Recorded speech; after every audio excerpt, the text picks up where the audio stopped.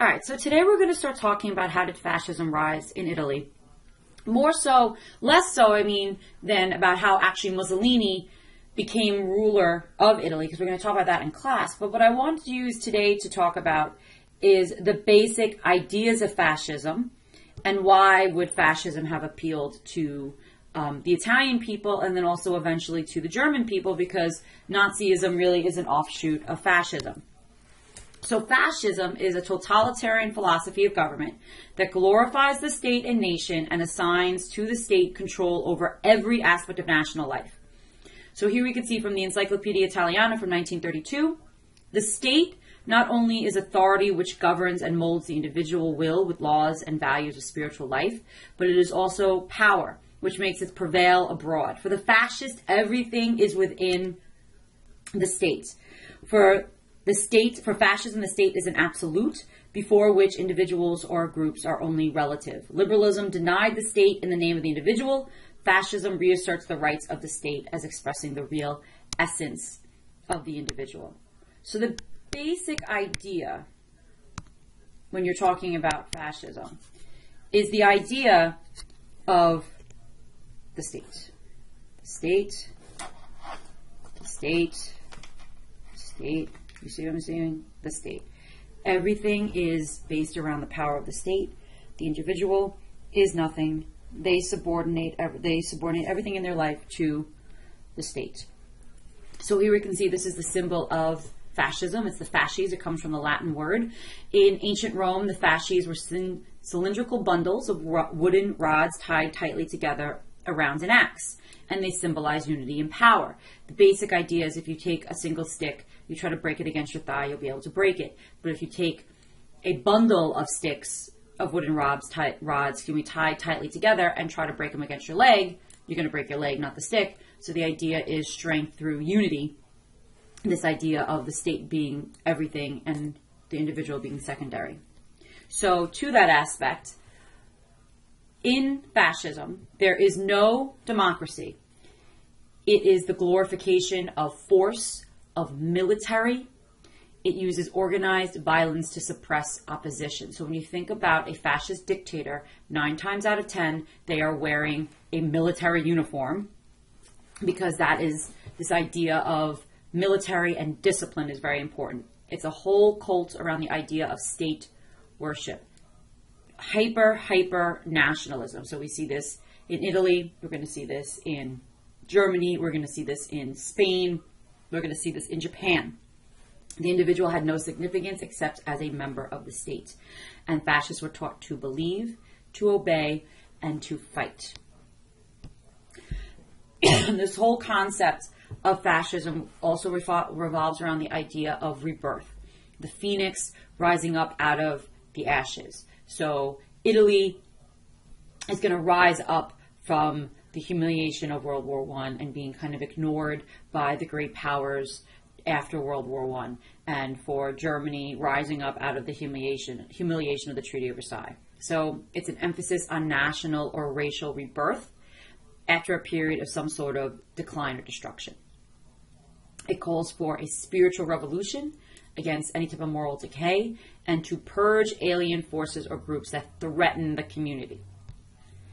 Now, education is really important in fascism because it's through education that everyone is basically indoctrinated. So the first sentence pronounced by children at school in Italy under Mussolini was, "Let us salute the flag in the Roman fashion. Hail to Italy, hail to Mussolini." So the textbooks are going to emphasize for Italy, it's going to be the glorious past of the ancient Romans. And it's going to be the idea that their growth has been limited by the West. And it's their destiny to basically rebuild the glory and power of Rome, if you're looking at Italy. Hitler's going to talk about the rise of the Third Reich being the Reich that was going to last for 1,000 years, like a Roman Empire. There was a very strong emphasis on physical fitness. Again, I'll keep making connections to the Nazis in Germany because there also is a strong connection in physical fitness with the Nazi youth.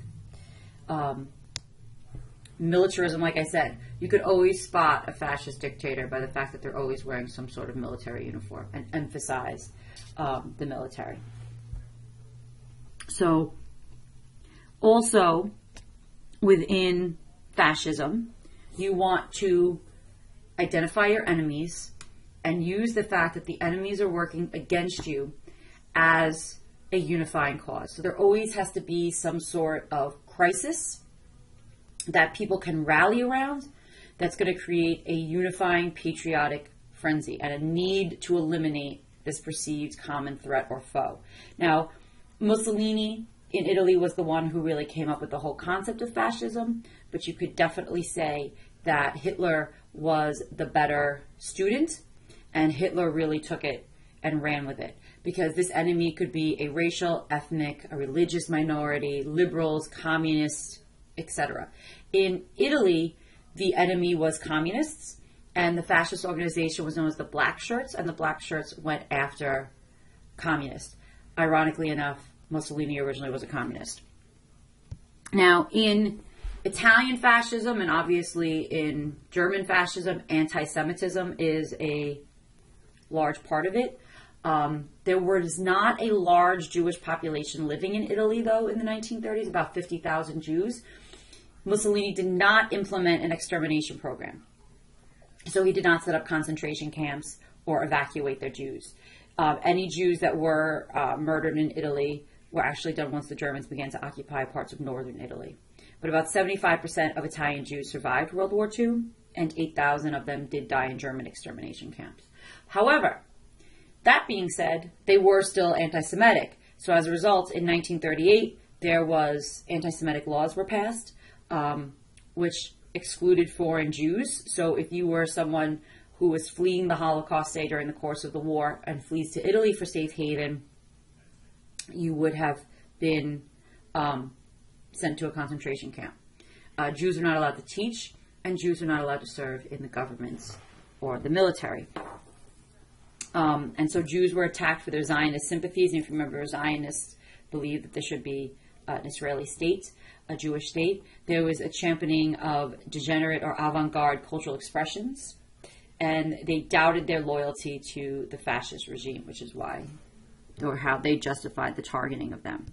Now, also within a fascist country, you don't really see much concept of human rights. So this fear of the enemy, this enemy that's coming to threaten their country and people's well-being and their way of life, that meant that human rights needed to be ignored because the state is the most important, the preservation of the state is the most important, so therefore you were going to go after the enemies to the state. So people are going to look the other way, and they're going to approve torture, summary executions, incarcerations of prisoners, and all sorts of violations of human rights. In fascist states, religion and government are intertwined. So the fascist governments use the most common religion in the nation as a tool to manipulate public opinion. So in Italy's example, it would be the Catholic Church. So they would mold together religious rhetoric, symbolism, mythology, and everything into various different government policies. So in Italy, in 1929, we have the Lateran Accords, which basically settled a running dispute over the Catholic Church's role in Italian politics, because throughout most of Italy's history, the Catholic Church did have a very large role in Italy's politics. It was the first time in Italian history that the church and the government basically agree to get along and agree to their roles. So the papacy was granted sovereignty over the Vatican City, which is why today the Vatican City is its own separate country. The papacy was guaranteed free exercise of Roman Catholicism, being the sole state religion of Italy.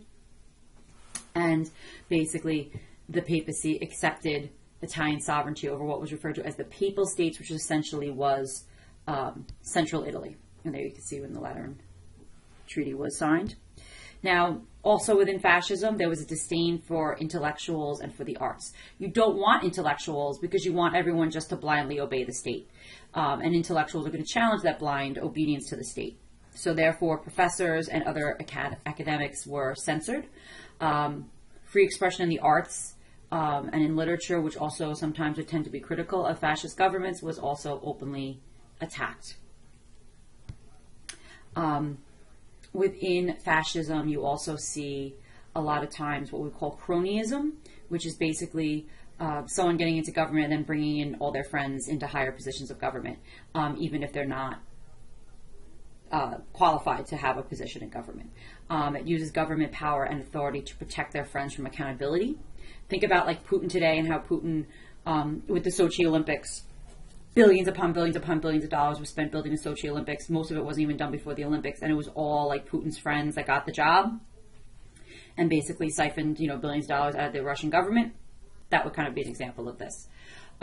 National resources are going to be appropriated and stolen outright by government leaders. Sometimes you'll see countries that have fascist leaders are incredibly, incredibly poor, yet the leader themselves is living basically the life of a king because they're siphoning money out of the tax coffers that were supposed to go to help the people.